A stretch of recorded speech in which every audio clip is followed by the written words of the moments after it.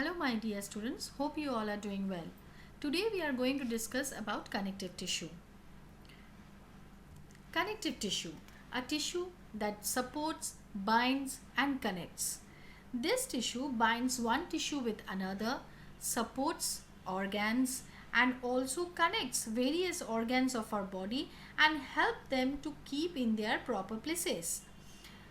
Now, very first, let me tell you that here you will find the cells of this tissue are embedded in a ground matrix, okay, in a ground substance. So here you will find one thing, that this tissue are made of few cells which are embedded in ground substance called matrix.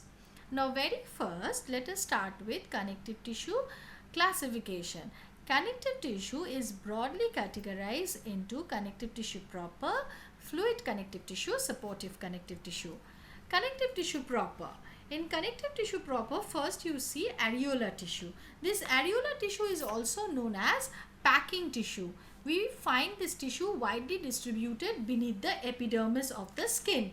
This tissue helps in packaging between other tissues, and also this tissue gives elasticity to the skin and thus helps the skin to withstand pulling strain. Suppose you have got a chubby chicks, and when your parents pull your chicks, does it tear? No, it doesn't. It is because your skin can withstand that pulling strain. Why? Because of the presence of this areolar tissue beneath the epidermis of your skin. So this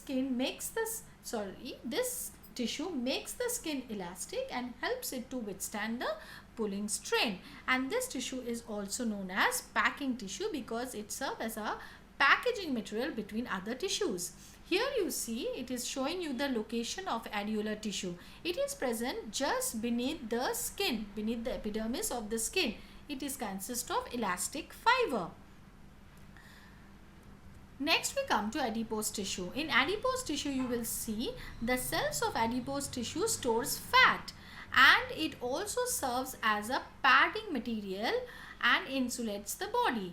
Means it acts as a cushions or padding material around the internal organs. When we find this adipose tissue, we find this adipose tissue around the internal organs which act as a cushion for those internal organ or pad as an internal organ, and it also we find them beneath the skin. Okay, so it serves as storing energy in the form of fat, and it acts as a cushions and also insulates the body. So adipose tissue means a fat tissue. Next, fibrous connective tissue. Fibrous connective tissue are made of long fibers. Okay, elongated cells referred to as fibers, white fibers and yellow fibers. They are of two types, ligaments and tendons. Ligaments connects bone to bone at joint. Okay, here you see in the picture in the wrist, they are showing you a wrist joint where wrist joints are made of many small bones, and these small bones are bind together with a string, fiber like of material. That material or string like material is the ligament, which is connecting bone to bone. Now the another picture you see, the tendon. Tendon is actually connecting muscle to bones. Now ligaments are elastic and thus helps the bones to move freely in the joint, but tendons are inelastic and thus helps the muscle to move the bone and help us to move and locomote. So tendons and ligaments are fibrous connective tissue. Next, we come to supportive connective tissue. Supportive connective tissues are of two types, bone and cartilage. Bones, you all know, it is the hard material in our body. It is made of a cell called osteocyte or osteoblast. This osteoblast are also embedded in a rigid matrix. Okay, bones supports our body, protects our body, help us to move, help us to locomote, stores phosphorus, calcium, and also have bone marrow which helps to manufacture or production of blood cells. So bone serves as a many functions.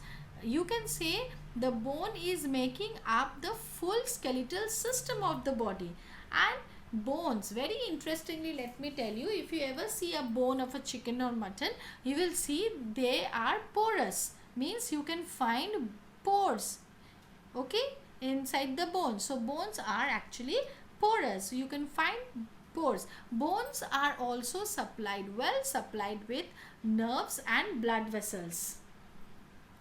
Next, we come to cartilage. Cartilage also belongs to the supportive connective tissue, and it also belongs to skeletal system, but it is not as hard as a bone. Okay, it is not as hard as a bone. Bones are inelastic, but here you will see cartilage is somehow little bit elastic. Okay, not much, but little elastic. Okay, cartilage is made of cell called chondrocytes, and they are also embedded in a matrix. Okay, where do you find cartilage? Yes, we find cartilage in various parts of the human body, like your external ear. The full external ear is actually the cartilage. Next, your external nose. The full external nose is also a cartilage. External ear, external nose are not bone, children. They are made of cartilage.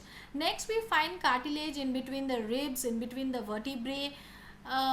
Then in between the joints. What is the function of this cartilage? This cartilage making up some structure of the body, as well as it also withstand the friction, okay, or it also withstand the friction in between the joint of two bones and helps in easy movement or easy gliding of the bones at joint.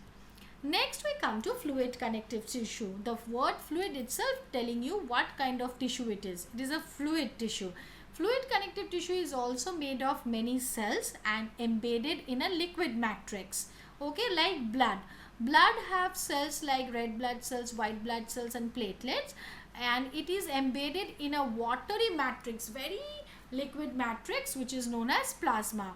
The another fluid connective tissue is lymph. It is also a fluid, interstitial fluid, and it flows through lymphatic vessels, and it is also composed of white blood cells and plasma.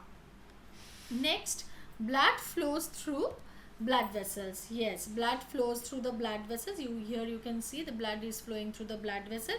Blood is made up of many cells. In the picture you can see it is made up of WBC, RBC, then platelets, and all these three cells, okay, of blood are embedded in a fluid matrix called plasma.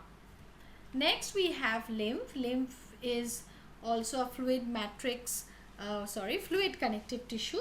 It is the fluid surrounding the body cells. It is essentially the blood plasma that oozed out of the blood vessels containing white blood cells. It do not contain any red blood cells. The function of this blood and lymph are mainly concerned with transportation in the body, transportation of food, transportation of waste material, transportation of hormone, transportation of respiratory gases, etc., etc. So here today we finish the chapter of connective tissue. Next day we will discuss about another tissue. Thank you all.